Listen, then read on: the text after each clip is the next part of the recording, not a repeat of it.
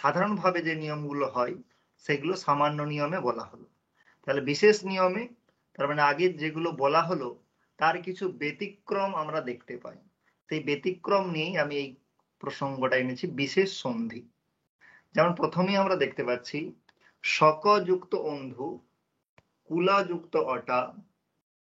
এই জায়গায় যে সন্ধিটা হয়েছে শক অন্ধু, আমরা যদি ভালো করে খেয়াল করি, এখানে শক, এখানে কি আছে, কয়ের পরে অ আছে, তারপরে অ আছে। আমরা যদি সাধারণ নিয়মে হিসাবে দেখি, সেখানে দেখতে পাবো এখানে অ এর পরে অ থাকলে কি হওয়া উচিত, আ হওয়া উচিত। অকস্য বর্ণে দীর্ঘ, অ এর পরে অ থাকলে আ হয়, ই এর পরে ই থাকলে দীর্ঘইকার হয়। তাহলে এখানে সন্ধি করলে রূপ হওয়া উচিত ছিল সকন্ধু নয়, কিন্তু সকান্ধু রূপ হওয়া উচিত ছিল। কুলাযুক্ত অটা কুলাটা হওয়া উচিত ছিল, কিন্তু এখানে সকান্ধু না হয়ে সকন্ধু রূপ হয়েছে।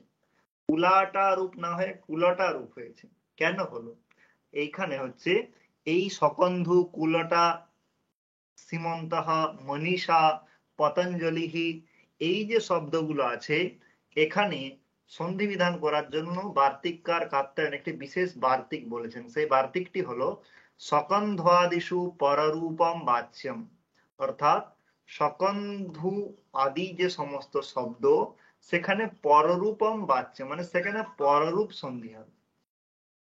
পররূপ সন্ধি মানে কি, আমি আগেই বলেছিলাম যে পূর্বরূপ মানে যাদের মধ্যে সন্ধি হচ্ছে তাদের মধ্যে যে পূর্বে আছে সেই রূপটা হয়ে গেলে পূর্বরূপ বলে, আর পরে যেটা আছে সেটা হয়ে গেলে তাকে পররূপ বলে।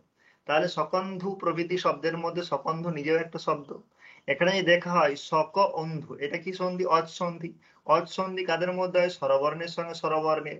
তাহলে এটাকে যদি আমি ভাঙি, তাহলে এখানে কার সঙ্গে কার আছে? এখানে শক, এটাকে ভেঙে নিলে আমি পাবো শক অ, আর এখানে অন্ধুর অ। তাহলে অ আর অ এই দুটো জায়গা আছে, এই অ আর অ এর মধ্যে যদি সন্ধি হয়, সেখানে কি সন্ধি হবে বলছে? পররূপ সন্ধি হবে। পররূপ মানে কি, অ এর পরে অ আছে, দুটোর মধ্যে পূর্বে কি আছে? এই অটা, পরে কি আছে? এই অটা। তাহলে পররূপ হবে মানে পরে যেটা আছে সেই রূপটা হয়ে যাবে।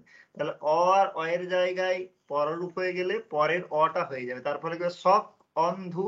এবার যদি এখানে যোগ করি তাহলে শক অন্ধু, যোগ করে দিলে সকন্ধুহু। তেমনই এখানে কুলা যুক্ত অটা, অ অ তার জায়গায় একটা আসবে কুলাটা। সিমন যুক্ত অন্তঃ, এখানটা ভালো করে খেয়াল করতে হবে, সিমন অন্তঃ। এখানে কার সঙ্গে সন্ধি হচ্ছে? এখানে আসলে এর যে টি ভাগ তার সঙ্গে হয়। সিমন এখানে ভাঙলে কি বল? সিম অন। তার টি কে, সিমন শব্দের টি কে অন, তার কারণ আমরা জানি একটা নিয়ম আমরা শুনে এসেছি যে অচন্ত্যাদি টি, অর্থাৎ যে শব্দের আমরা টি বলতে চাইছি সেই শব্দের অন্তিম যে স্বরবর্ণ তার থেকে বাকিটাকে টি বলা হয়। তাহলে যে সিমন শব্দ, এখানে সিমন শব্দের অন্তিম স্বরবর্ণ কি? সিমন শব্দের দুটো স্বরবর্ণ আছে, একটা দন্তস্বয়ের পরে দীর্ঘইকার আর একটা ময়ের পরে অকার। তার অন্তিম স্বরবর্ণ কি? অ, তার থেকে বাকিটা, তার মানে অন। আমি যে মরুত নিই, মরুতে টি কোনটা? মরুত শব্দের টি হচ্ছে উত। কেন? মরুতের অন্তিম স্বরবর্ণ উ, তার থেকে বাকিটা মানে ত আছে, উত।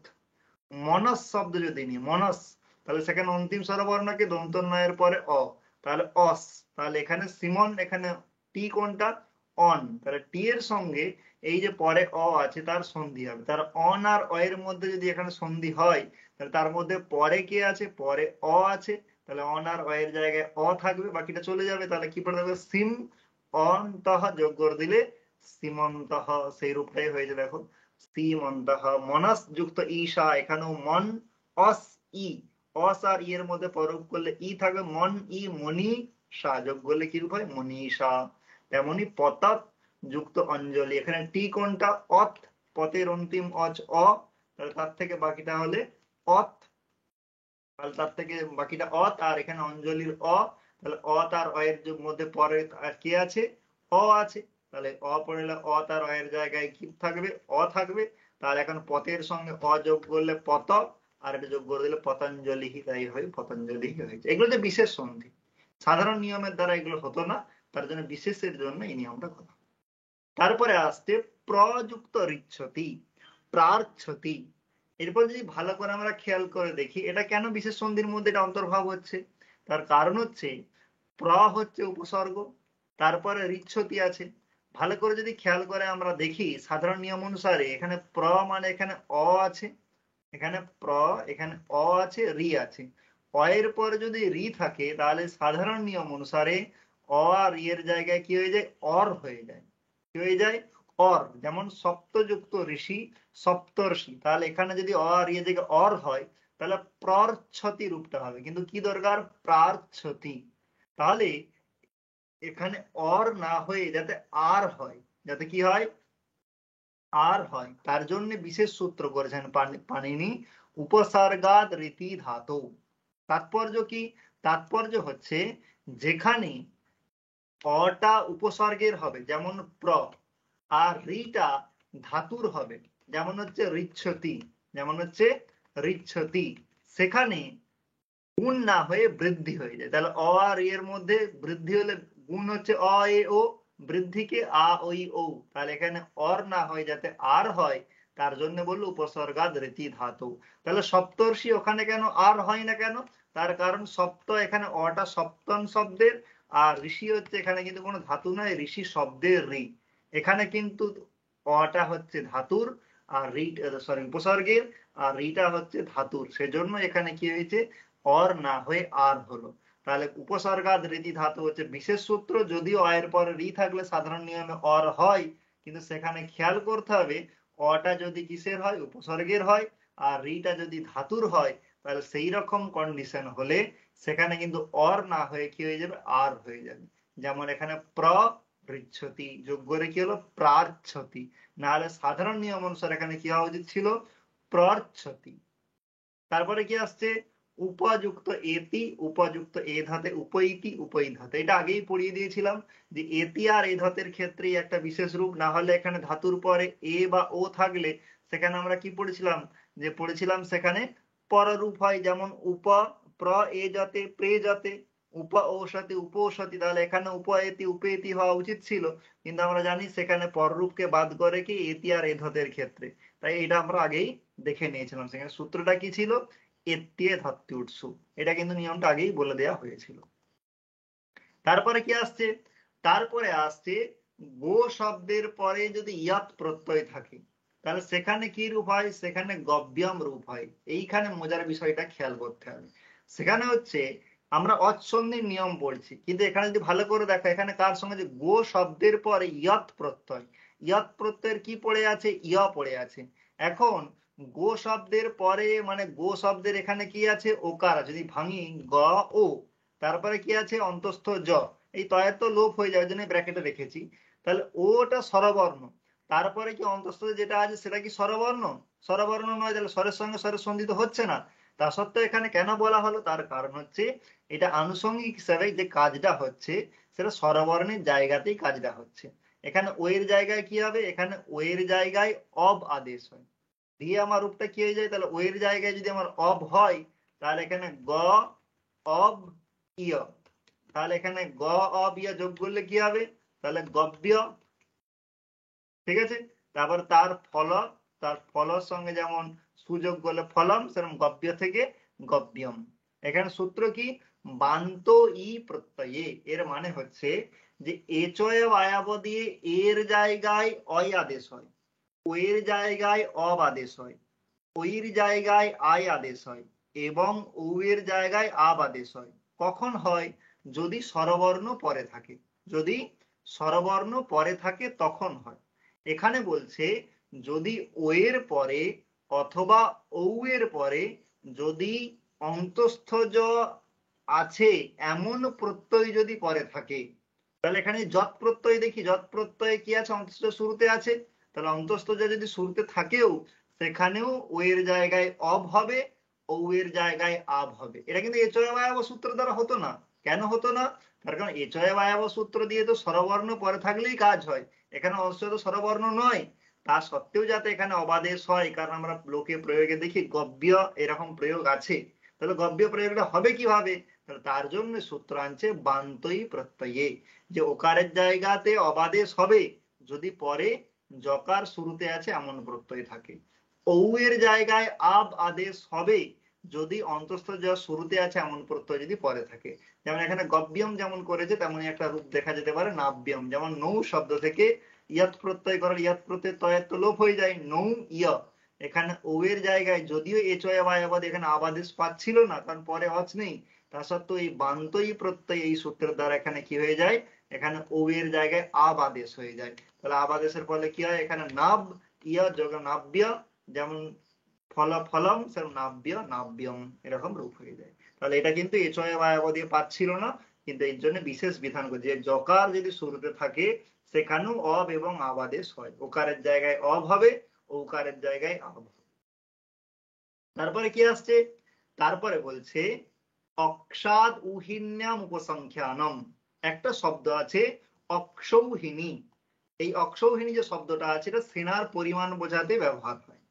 যে কত সেনা আছেন, এক অক্ষৌহিনী, দু অক্ষৌহিনী, তিন অক্ষৌহিনী, এরকম বলা হতো। যেমন কৌরব পাণ্ডবদের যখন মহাভারতের যুদ্ধের বর্ণনা করা হয়েছে, সেখানে কোন পক্ষে কত সৈনিক ছিল তার পরিমাণ বোঝাতে অক্ষৌহিনী শব্দের ব্যবহার করা হয়েছে। যেমন আমরা দুধ কি দিয়ে মাপি, কত লিটার আছে, আমরা কোন চিনি মাপি কিলোগ্রাম দিয়ে, সেরকম সেনার পরিমাণ বোঝাতে অক্ষৌহিনী শব্দের ব্যবহার করা হয়। এই এখন অক্ষৌহিনী এই যে শব্দটা, এটা হবে কি করে, কারণ সন্ধির নিয়ম অনুসারে হওয়াটা সম্ভব ছিল না। কেন, এখানে শব্দটা কি অক্ষৌহিনী শব্দের মধ্যে দুটো শব্দ, একটা হচ্ছে অক্ষ আর একটা হচ্ছে উহিনী। এখন যদি আমরা খেয়াল করি, অক্ষ এখানে কি আছে, এখানে অ আছে, কি আছে অ, এখানে কি আছে উ আছে। অ এর পরে যদি উ থাকে তাহলে সন্ধির নিয়ম অনুসারে এখানে গুণসন্ধি হবে। গুণসন্ধি যদি হয় তাহলে অ আর উ গুণ করলে কি হয়ে যাবে, ও হয়ে যাবে। যেমন সূর্য উদয় যোগ করলে সূর্যোদয় অথবা সূর্যোদয় হয়, সেরকম অক্ষ উহিনী অ আর উ যোগ করলে ও হবে, তারপর অক্ষৌহিনী এই রূপটা হবে। অক্ষৌহিনী এই ঔকার কিন্তু হবে না। তাহলে ঔকার যদি না হয়, প্রয়োগে তো আছে অক্ষৌহিনী, তাই এখানে যদিও গুণ পাচ্ছিল সূত্রের দ্বারা, তাতেও যাতে এখানে অক্ষৌহিনী এইরকমই প্রয়োগ হয়, তার জন্য একটি বিশেষ বিধানের জন্য বার্তিক নিয়ে এসছেন। এটি যে কাত্যায়নের একটি বার্তিক, অক্ষাদ উহিন্যাম উপসংখ্যানম। অক্ষ শব্দের পরে যদি উহিনী শব্দ থাকে তাহলে সেখানে বৃদ্ধি হয়। এটা শুধুমাত্র অক্ষৌহিনী শব্দের জন্যই, বাদ বাকি জায়গার ক্ষেত্রে কিন্তু নয়, এটা স্পেশাল এক্সেপশনাল। তারপরে কি আসছে, তারপরে আসছে স্ব শব্দের পরে যদি ইরি শব্দ থাকে, ইরিন শব্দ যেটাকে বলা হয়, সেখানেও কি হবে, সেখানেও বৃদ্ধি হবে। নর্মালি যদি আমরা ভাবি, এখানে সোয়া, এখানে কি আছে, এখানে আমার অ আছে আর এখানে ইরি আছে, তার মানে অ এর পরে কি আছে, ই আছে। তাহলে অ এর পরে যদি ই দেখি, তাহলে আমরা সন্ধির নিয়ম অনুসারে আমার এখানে কি সন্ধি হওয়া উচিত ছিল, গুণ সন্ধি। যেমন উপ ইন্দ্র সন্ধি করলে কি হয়, উপেন্দ্র। সোয়া যুক্ত ইরি সন্ধি করলে হতো স্বেরি, কিন্তু এখানে রূপটা কি হয়, সৈরি। ঐকারান্ত এখানে ঐকার হবে, তাহলে ঐকার কি করে হবে, তাহলে একার তো গুণের দ্বারা হয়, ঐকার বৃদ্ধি হয়। তাহলে এখানে বৃদ্ধির জন্য তো কোনো সূত্র নেই, অয়ের পরে ই থাকলে বৃদ্ধি হয় এরকম তো কোনো নেই। তার জন্য একটা বার্তিক নিয়ে আসা হয়েছে বিশেষ করে, স্বাদ ইর ইরিনোহ।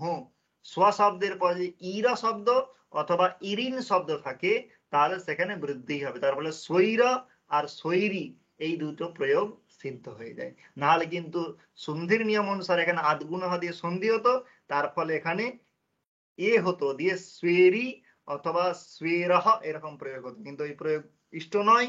স্বৈরি আর স্বৈরহ প্রয়োগই দেখা যায়, তার জন্য এখানে বিশেষ করে বার্তিক নিয়ে আসা হলো।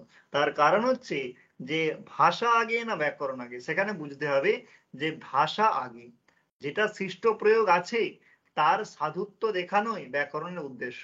তাই লোকে যেটা সৃষ্ট প্রয়োগ আছে তার সমর্থন যেভাবে হোক ব্যাকরণের দ্বারা কর্তব্য। তাই এখানে সূত্রের দ্বারা সিদ্ধ হচ্ছিল না, তাই সেখানে সিদ্ধ করার জন্য বার্তিক নিয়ে আসা হয়েছে। কারণ বার্তিকের লক্ষণ আমরা জানি যে সূত্রকার যেগুলো বলেননি, উক্ত অনুক্ত দুরুক্ত, যেগুলো অনুক্ত যেগুলো বলা হয়নি সেগুলো বলা কার কাজ, সেগুলো বলার উদ্দেশ্য নিয়েই বার্তিকের রচনা। তাই এখানে যেগুলো বাদ রয়ে গেছে সেগুলো কি করছেন, কাত্যায়ন বার্তিকের দ্বারা সমর্থন করে, যে এখানে গুণ হবে না কিন্তু লোকে এরকম প্রয়োগ দেখা যায়, তাই এখানে কি হবে, বৃদ্ধি। তারপরে আবার কতগুলো বিশেষ প্রয়োগ নিয়ে আসছে, কি বলছে, প্র শব্দের পরে উহ শব্দ, প্র শব্দের পরে উঢ শব্দ, প্র শব্দের পরে উঢি শব্দ, প্র শব্দের পরে এস্য শব্দ, আর প্র শব্দের পরে ঐশ্য শব্দ। এই শব্দগুলো যদি থাকে তাহলে সেখানেও বৃদ্ধি হবে, সেখানেও বৃদ্ধি হবে। কেন? ভালো করে যদি আমরা খেয়াল করে দেখি, এখানে প্র, তারপরে যদি উহ থাকে, প্র এখানে অ আছে, তারপরে উ আছে, তাহলে অ এর পরে উ থাকলে স্বাভাবিকভাবে কি হয়? গুণ হয়। সূর্য উদয়, সূর্যোদয়, সেরকম প্র উহা যোগ করলে কি প্রো হাহা রূপ হবে। কিন্তু রূপটা কি হয়? প্রৌ হাহা, ওকারের জায়গায় ঔকার হয়েছে।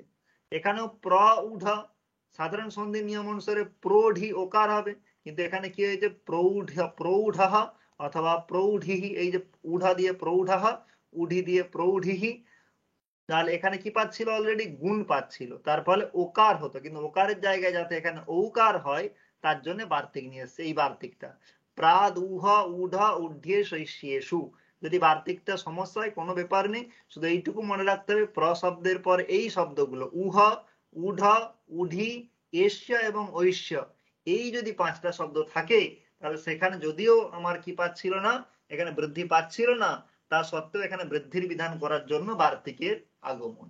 এখানে প্রশ্ন হতে পারে, স্যার ঠিক আছে, উহা, উঢা, উঢি, এই যে তিনটে জায়গা আছে, এখানে পরে উ ছিল তাই ওকার হতো, কিন্তু প্র এষ্য, এখানে তো প্রয়ের অকার আছে, এষ্যর একার আছে, তাহলে অ এর পরে এ থাকলে, তাহলে অ এর পরে এচ থাকলে তো বৃদ্ধি হয়ে যায়, তাহলে এখানে বৃদ্ধি হয়েই যায়, তাহলে বার্তিকের কি প্রয়োজন ছিল? সেখানে বুঝতে হবে যে এখানে বৃদ্ধি হতো না।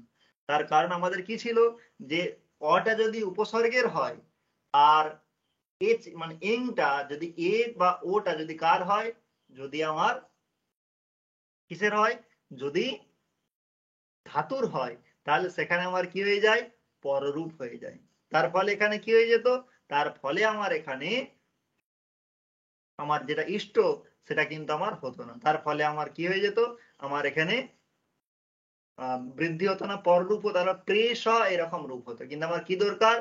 প্রেষ্য এরকম দরকার নেই, আমার প্রেষ্য দরকার। তাহলে যাতে আমার এখানে এরকম না হয়, তার জন্য আমার এখানে কি করতে হবে? আমার এখানে সেজন্য আমার বার্তিককার বললো যে এখানে না পররূপ হবে না, কিন্তু এখানে বৃদ্ধি হবে।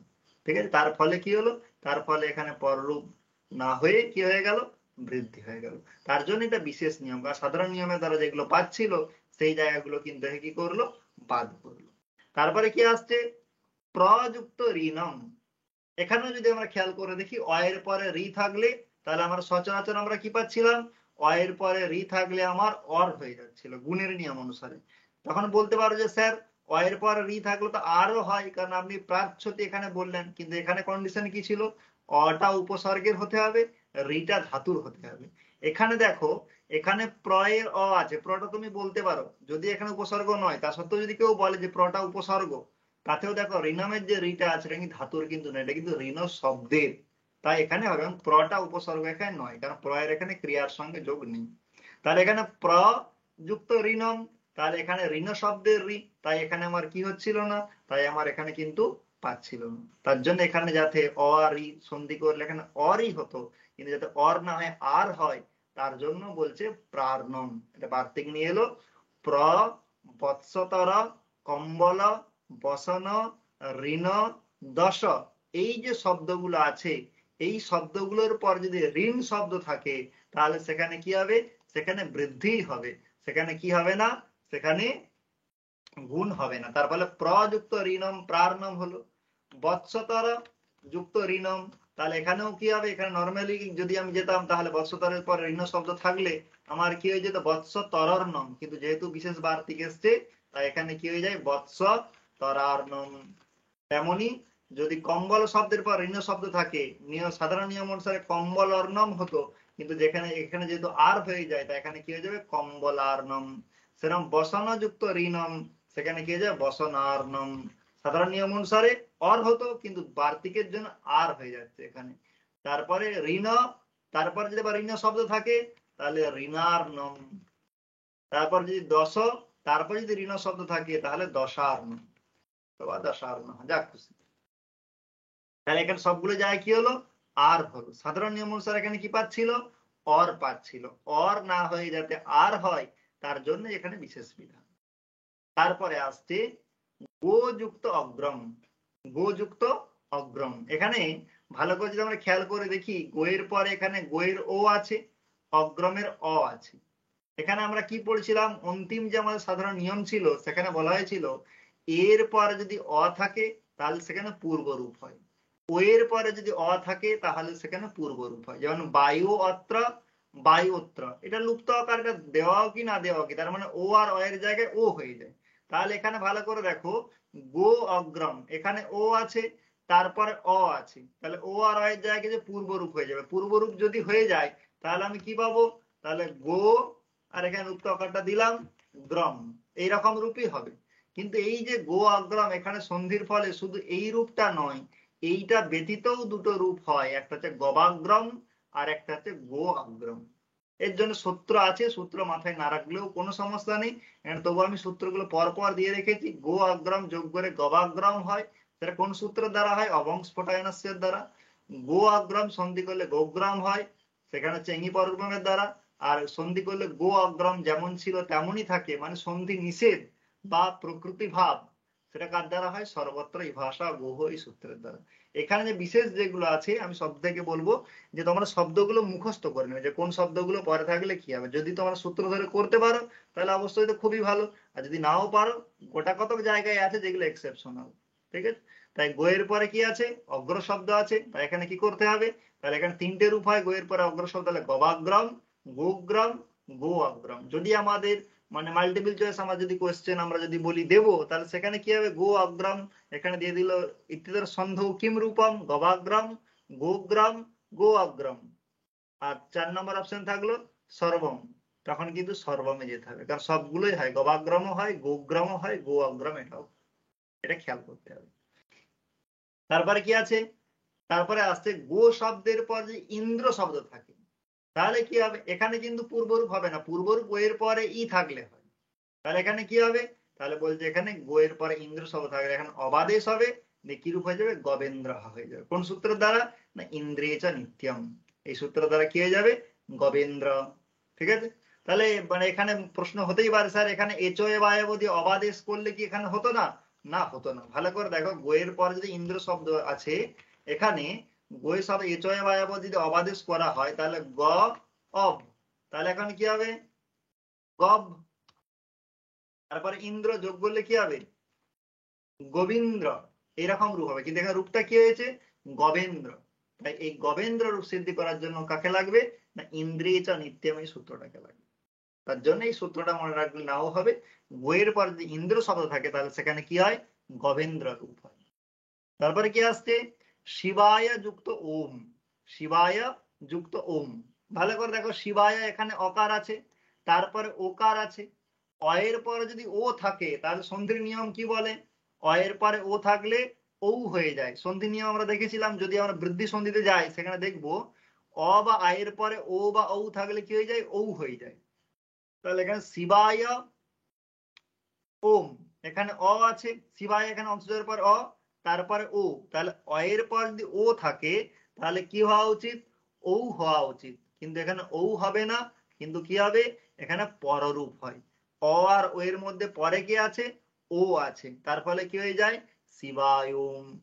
ঠিক আছে, তেমনি শিব যুক্ত এহি, এই অবস্থাতে সন্ধির নিয়ম অনুসারে দেখি, শিব এখানে কি আছে, অ আছে, তারপর এ আছে, অ এর পরে এ থাকলে ওই হয়ে যাওয়া উচিত, যেমন তত্র যুক্ত এব, তত্রই বা হয়ে যাওয়া উচিত।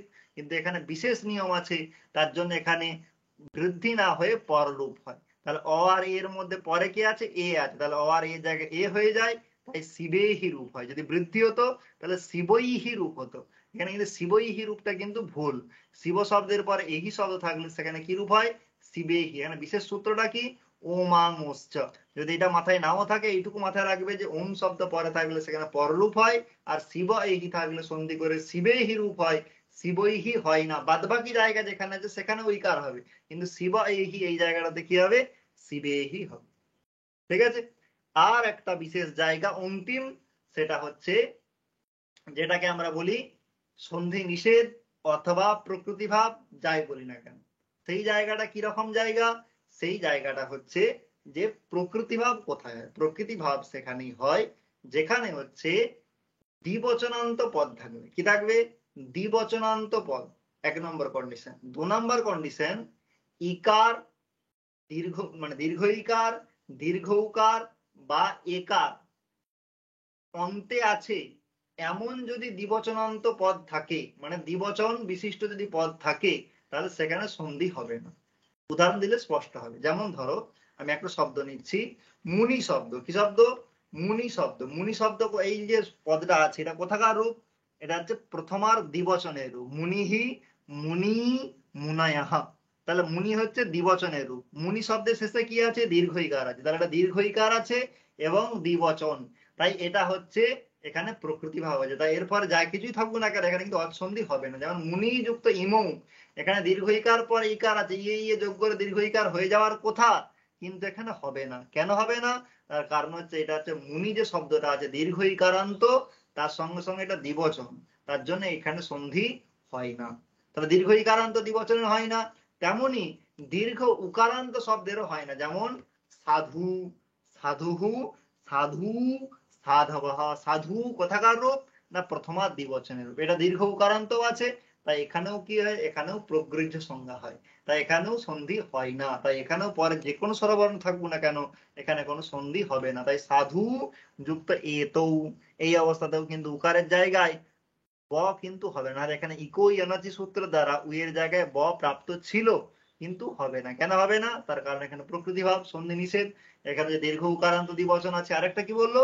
একারান্ত দ্বিবচন যদি থাকে, যেমন লতে, লতা, লতে, লতাহা। লতে কোথাকার রূপ? লতা শব্দের প্রথমার দ্বিবচন, একটা দ্বিবচন আছে, আর লতে শব্দের শেষে একার আছে, তাই এখানে এটা কি হবে? এখানে সন্ধি হবে না। এরপর যাই থাক, লতে যুক্ত এতে, এখানে একারের জায়গায় যদিও এ চয় বায়াব দিয়ে অয়াদেশ পাচ্ছিল, কিন্তু যেহেতু এটা একারান্ত দ্বিবচন, তাই এখানে প্রকৃতি ভাব হয়ে যায়, এখানে সন্ধি হয় না।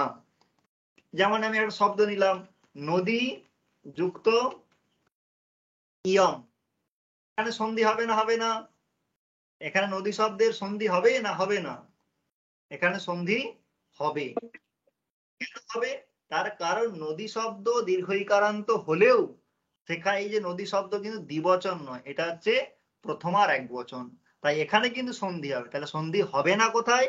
না যেখানে দীর্ঘ ইকারান্ত হবে এবং সেটা দ্বিবচন হবে, দীর্ঘ উকারান্ত হবে এবং সেটা দ্বিবচন হবে, ইকারান্ত হবে এবং সেটা দ্বিবচন হবে, তবেই কি হবে না? তবেই সন্ধি হবে না, যেটাকে পারিভাষিক ভাবে বলা হয় প্রকৃতি ভাব। প্রকৃতি ভাব মানে যেমন অবস্থায় ছিল তেমন অবস্থাতেই থাকবে, কোনো পরিবর্তন হবে না। সেটা কি আমরা কি বলি সহজ করে? সেটা কি আমরা বলি সন্ধি নিষেধ। পারিভাষিক ভাবে বলা হয় প্রকৃতি ভাব।